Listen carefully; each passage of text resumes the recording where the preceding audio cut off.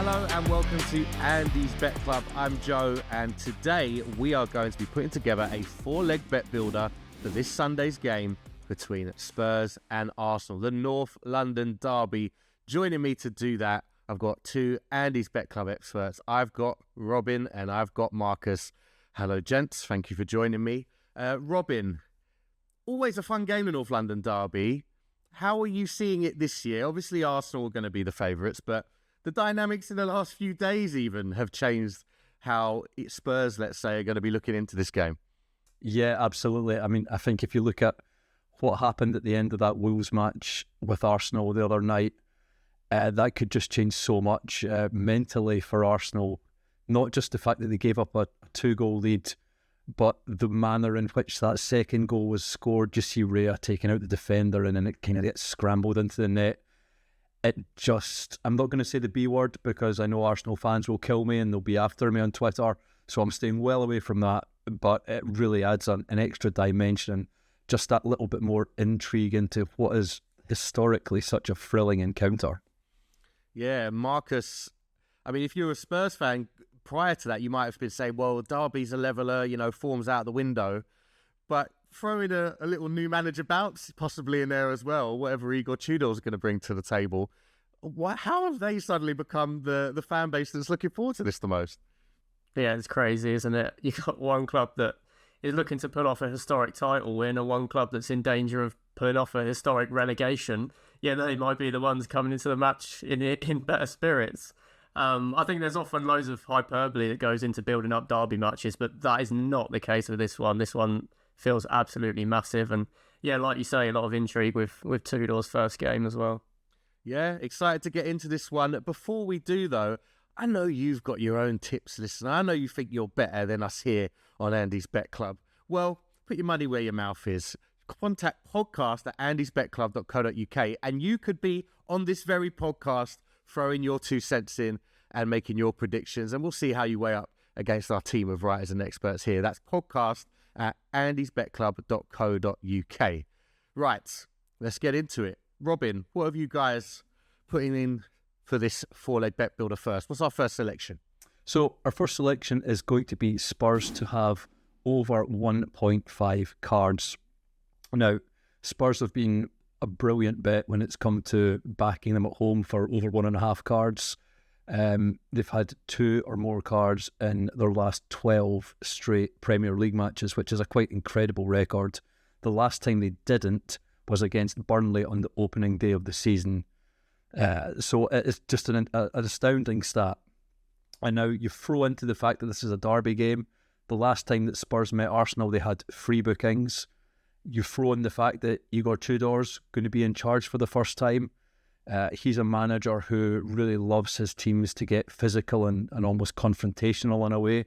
So I think you can expect Spurs to be fired up here. And then you've got referee Peter Banks, who averages 4.22 cards per game, which is another thing that kind of points towards Spurs picking up plenty of cards in this game.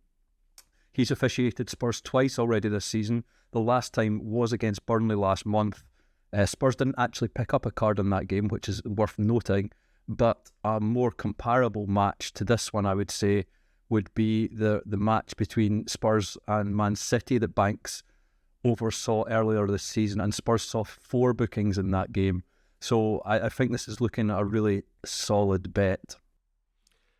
Yeah, I mean, Marcus, Spurs pretty dependable to get yellows in any game. I feel like a derby, it's almost negligence to not go for a Spurs card selection here. Yeah, I completely agree, and we could factor in that players are going to be looking to impress their new manager as well. I had the misfortune of watching the North London derby, the reverse fixture. I think it was 4-1 to Arsenal in the end. An absolute non-contest. Spurs didn't lay a glove on them at all until Richarlison scored a worldie. I'm sure they'd be doing everything they can to ensure that this game is totally different. And speaking of negligence there, Joe, I should have mentioned that Spurs have had at least 3 cards in their last 8 of their last 9 Premier League games. So that's another stat really that weighs into this, that they're going to see bookings at least. Well, it doesn't need much further convincing. Let's put that straight onto the bet builder. Spurs to get over 1.5 cards in this game. Let's put that one down. Marcus, what else are we thinking? So our second pick is Conor Gallagher to commit 2+ fouls at 1.3. This has landed in his last 3 games. In his last full season in English football at Chelsea, he was fouling over 2 times per game on average. His average was actually hitting the line that we need to land this bet. Also coming into this match, I was looking at some potential betting angles around Igor Tudor, having not placed many bets on games involving his management. So I went back to his last full season in management, as he has been doing sort of bits and pieces jobs in Italy before coming into this one. That was in the 2022-23 season at Marseille in Ligue 1. They were the second biggest foulers in Ligue 1 that season, fouling 14 times per game on average. That's actually a rate that would have you as the biggest fouling team in the Premier League this season at 14. When I'm thinking about players who can be aggressive off the ball, who would maybe fit into a team that have numbers like that, Conor Gallagher is one of the first players that you think of as well. So, yeah, looking at his 2+ fouls line at 1.3. Yeah, I actually watched quite a lot of that Marseille team, and I would completely agree that they were a team that really liked to get in the opponent's faces. And as Marcus said, Conor Gallagher is exactly the sort of guy that Igor Tudor is going to love. He's going to be central to so much of what he does, and he's going to be encouraged to be confrontational and physical. So it's going to be interesting to see how he fits into this Spurs team. But you have to imagine that he's going to be right in there against Arsenal. A manager of that profile, with those players and this existing disciplinary record, and then throw Conor Gallagher in, whose nickname I think was the Pitbull at Atletico Madrid for that time he was there. Yeah, I can imagine he's going to be instructed to put himself about, and I expect there's going to be some fouls thrown in there. So, yeah, you make a very easy, convincing case. I'm beginning to wonder why Spurs have appointed Tudor if they're trying to get away from that disciplinary problems. They're pretty much leaning into it with him, and Conor Gallagher may well be leading the charge. I guess you've got Saka as well playing in a more central role. He seems right for targeting. Robin, we've got 2 more picks. What are you thinking next? Yeah, so we're going to go something a little bit more positive, I guess. We're going to move away from the fouls and the disciplinary issues, and we're going to start looking at what the fans love to see. And we're going to go Arsenal over 1.5 goals, which is available at 1.62. Now, a lot's been made of Arsenal's recent form and how they've struggled in terms of the Premier League. But actually, in front of goal, they're not doing too badly at all. Across their last 16 matches in all competitions, they have scored 2 or more goals on 12 occasions, including 3 of the last 4 games they have played. Spurs' defence has conceded 2 or more goals in 7 of their last 9 matches, 4 of their last 5 at home, and each of their last 6 in the Premier League. Now, Igor Tudor, as we mentioned, is going to address this as a point of urgency, you would imagine, but equally his hands are tied by selection issues. We saw Christian Romero get sent off against Manchester United a couple of weeks ago. That was one that stung me in terms of my tips that day. So I've got a bit of a vendetta against him now, I guess you could say. But it's not just Romero who's missing. They're also missing Pedro Porro, Kevin Danso and Destiny Udogie. So the defence is really decimated, much like the rest of the Spurs team. And that's surely going to have an impact on this game. But also they've been very, very consistent when it's come to finding the net. At least twice in the North London derby, they have scored at least 2 goals in 8 of the last 10 in this fixture. So that's why I'm backing Arsenal to get at least 2 again at 1.62. I like it. Marcus, for all the kind of criticism of Arsenal's strikers, or let's say Gyökeres in particular, and concerns about Saka moving inside and his lack of goals prior to that trip to Molineux, they are still getting goals, and they do still have goals from lots of different areas of the pitch. And in a game like this, it just seems like that's a totally reasonable assessment that they will score more than 1 goal against Tottenham in a North London derby. They're happy to do it their own way. They're not as devastating as we've seen the good Liverpool sides compete and win the title in recent years. They're nothing like Pep Guardiola's Man City, as fluid as that. They're doing it a different way, and they're proving to be very effective in front of goal. It's always been talked about the set piece record. That's just a completely different angle of attack that other teams towards the top of the league haven't been as strong in recent years. So yeah, their points tally and where they've been finishing in the Premier League in recent years speaks for itself. It doesn't matter where your goals come from as long as you do score them. I just wonder as well if, you mentioned Saka playing inside, but given that Eze scored that hat-trick against Spurs last time, you just wonder whether he might play 10 and Saka go back out to the right. It's an interesting point, and Eze didn't start against Wolves, so it's certainly an option for Arteta to freshen the team up, and it'll be an interesting one.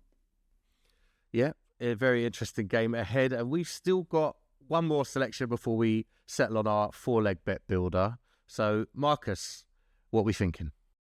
We're going Xavi Simons to commit 1+ fouls at 1.4. This bet has come in 7 of Xavi Simons' last 8 Premier League games.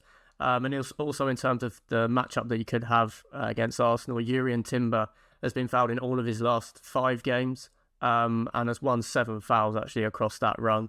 Now, Simons has had to be sort of tactically flexible this season under Thomas Frank. I can see that probably continuing under Tudor as well. But his fouls numbers have remained consistent, whether he's playing out wide or centrally.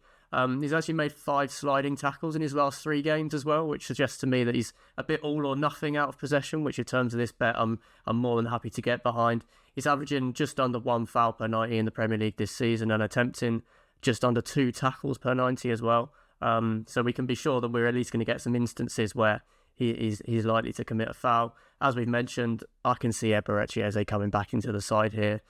Out of the team when they drop points in midweek, bit of rotation, obviously the hat-trick as well.